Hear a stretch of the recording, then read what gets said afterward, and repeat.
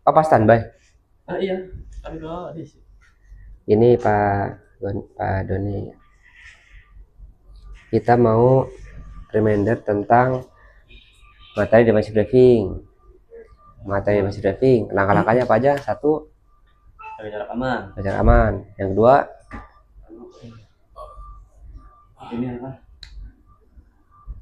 Spot. e-sport. Yang ketiga, awasi Iya, kalau sekitar. sekitar. Terus yang keempat, awasi ya gak kelihatan mata kita apa sama kaca spion di spot. Terus yang terakhir sebetulnya yang pertama, pahami dulu apa namanya? Iya, Dita. Yes, pahami dinamika kendaraan. Kenapa kok di kita selalu menyampaikan tentang materi basic briefing, mau itu di saat briefing, coaching, training refreshment, atau pertemuan lainnya, karena ini merupakan formula untuk Pak Doni biar selalu selamat di jalan. Karena kalau terjadi eksiden yang rugi siapa, Pak Doni? Kita dewek. Mau case-nya itu ditabrak, mau case-nya nabrak, itu akan tetap sama-sama sebagai korban. Sekarang ini kalau kita ditabrak motor, itu minimal kan kita ada tali asi atau bantuan ya, minimal loh Pak. Nah, ngerasa jadi korban nggak saat itu Bapak? Pasti ngerasa, orang saya ditabrak kok saya ngorek duit kan gitu, apalagi nabrak. Nah, oke, selama ini belum pernah terjadi eksiden kan, jangan sampai. Makanya nanti kedepannya kalau saya ikut Pak Doni balik ke DC, tolong jaga jarak aman, santai. Defensive driving, namanya juga defensif. Kalau defensif artinya bertahan ya. Kenapa kok kita berkendara tapi harus bertahan? Bertahan dari apa? Bertahan dari segala potensi kecelakaan. Makanya defensive driving itu artinya perilaku pengemudi ya, mudahnya nih, yang bisa melakukan pencegahan, antisipasi, dan bisa mempertimbangkan segala potensi kecelakaan agar terhindar dari itu.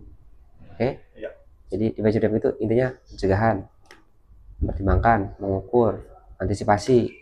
Tujuannya apa? Agar satu, kita tidak menjadi penyebab, yang kedua tidak menjadi pemicu, yang ketiga tidak pernah terlibat dalam kecelakaan. Kita bawa mobil, bawa motor, nggak pernah Pak nabrak orang lain, nggak pernah juga kita melakukan manuver-manuver yang mendadak, rasa gerusu sembarang, langsung ngambil lanjut orang lain tanpa sebelumnya nyalakan lampu sen atau apapun itu. Ngerem mendadak bisa ngaruh. Yang ketiga, tidak terlibat dalam kecelakaan, tidak pernah terlibat dalam kecelakaan beruntun atau apapun yang nantinya akan bisa berdampak buruk pada Bapak ya. Bukan cuma satu dua orang tapi lebih dari itu. Nah itu jangan sampai ya.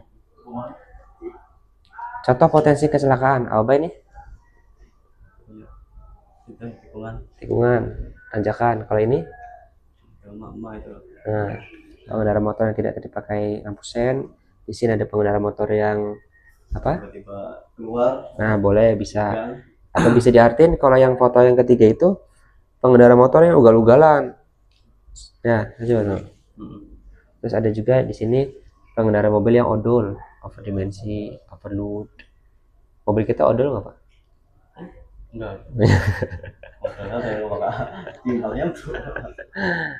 Sama tadi betul yang disampaikan Pak Doni, ini ada jalan-jalan tikus yang kita kadang nggak tahu. Teman-teman ada pengendara motor atau mobil yang keluar tanpa tanda lebih awal. Nah ini coba perhatikan Pak, dari kelima foto ini merupakan faktor luar yang harus kita hindari. Nah tadi juga namanya Pak, hindari, mencegah, antisipasi dari ini semua. Selain ini ada banyak ya. Nah ini yang biasa terjadi dan perlu diperhatikan. Area toko termasuk gak Pak? Area toko juga sama. Termasuk sama. Jadi intinya gini Pak, defensive driving itu adalah upaya kita untuk mencegah. Mungkin tahu sekeliling biasanya patokan Pak. Maksudnya kalau misalnya mau mundur atau apa. Betul. Sepakat. Bisa lanjut? Nah tadi defensive driving kita sudah tahu perilaku driver untuk melakukan pencegahan terhadap segala potensi kecelakaan. Contoh potensinya sudah banyak. Tujuannya satu, tidak jadi penyebab, tidak terlibat, tidak jadi pemicu. Boleh diulang? Tidak jadi terlibat, tidak jadi pemicu, tidak jadi nabrak sing nabrak penyebab.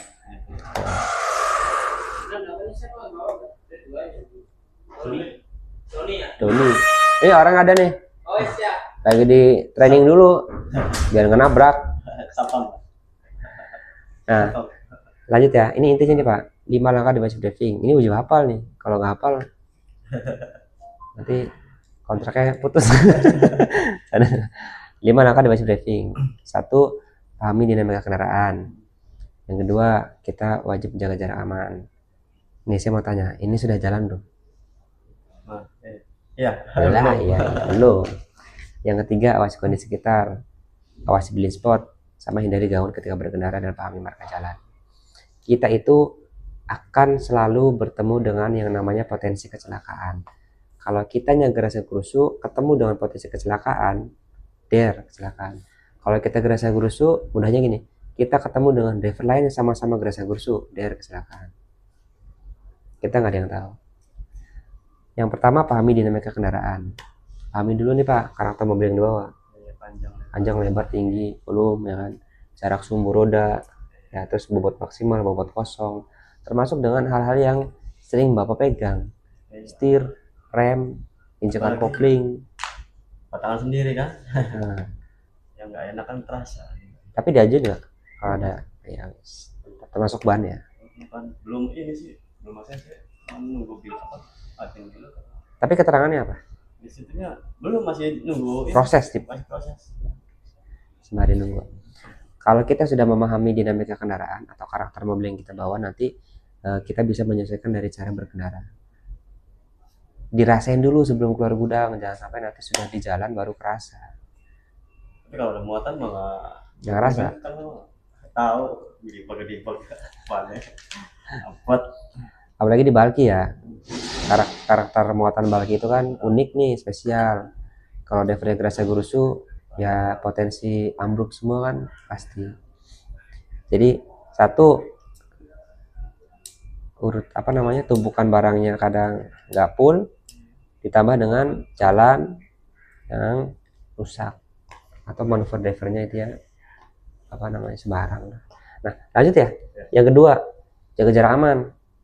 Jaga jarak aman kita pakai metode 4 detik namanya, 1001, 1002, 1003, 1004. Hitung nih Pak sambil jalan. Caranya gimana? Boleh dijelasin ke saya nggak? Coba Pak Do udah jelasin saya lah. Gimana cara jaga jarak aman dengan metode 4 detik? Nggak bisa. Ini mobil bilog. Ada ini nggak sih?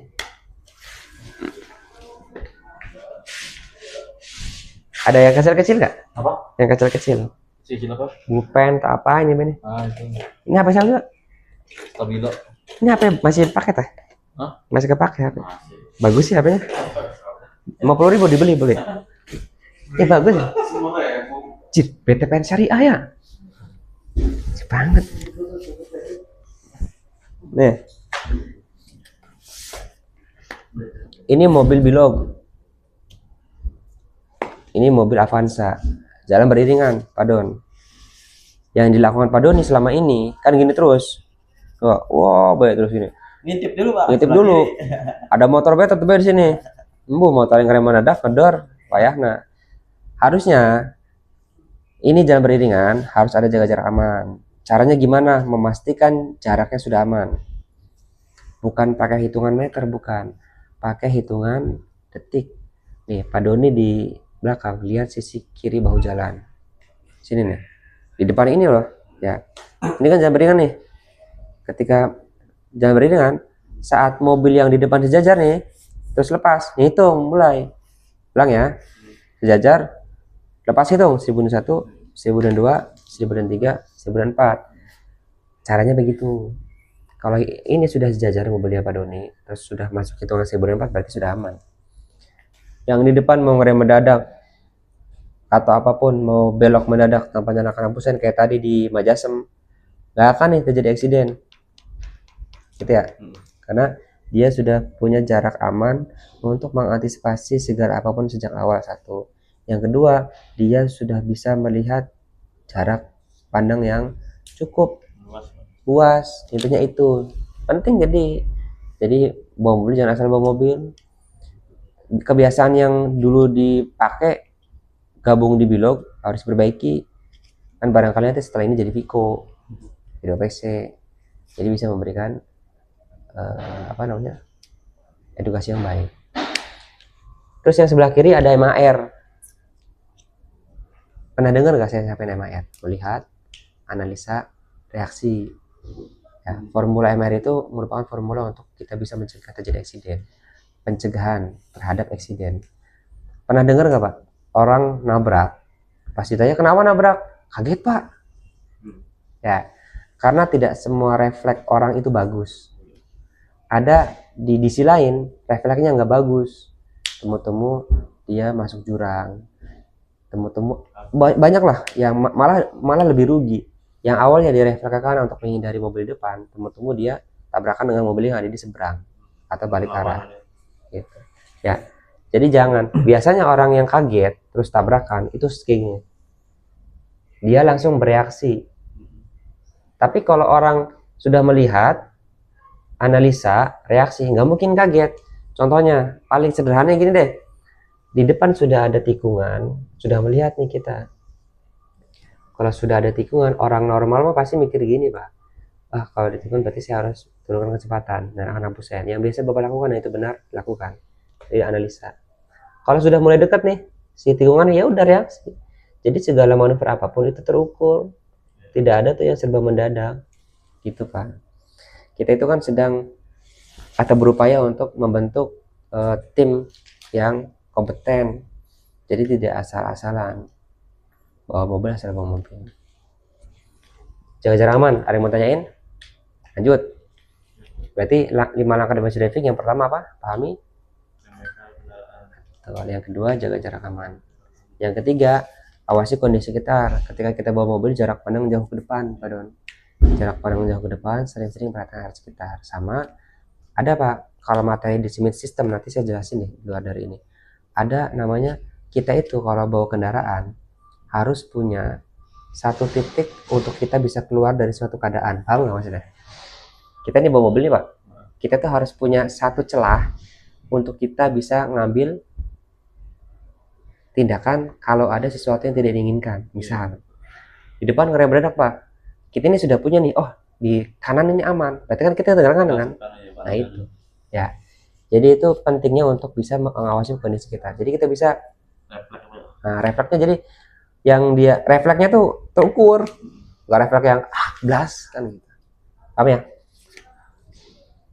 Hati-hati ketika ada tikungan, perempatan, pertigaan. Terus hati-hati juga ketika Bapak mau melakukan parkir di toko atau keluar parkir.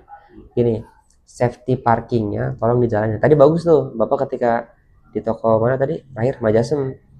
Ini loh Pak, kita itu punya hak untuk meminta bantuan kepada pihak toko. Kayak tadi, driver turun minta tolong parkirin, minimal parkirin mobilnya. Kalau begitu kan kita sudah ada yang ngarahin lah minimal.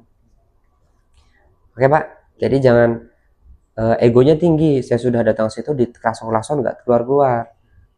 Kalau begitu Bapak turun, masuk, minta tolong parkirin baru bisa. Itu safety parking. Terus yang kedua, sebelum parkir tolong cek dulu Pak atapnya, karena tidak semua toko itu sesuai dan sama dengan toko-toko yang lain. Unit kita sebetulnya kan sudah standar nih Pak. Ada nggak unit yang sampai tinggi-tinggi banget, ada nggak? Nggak ada, beda dengan yang lain ya kan.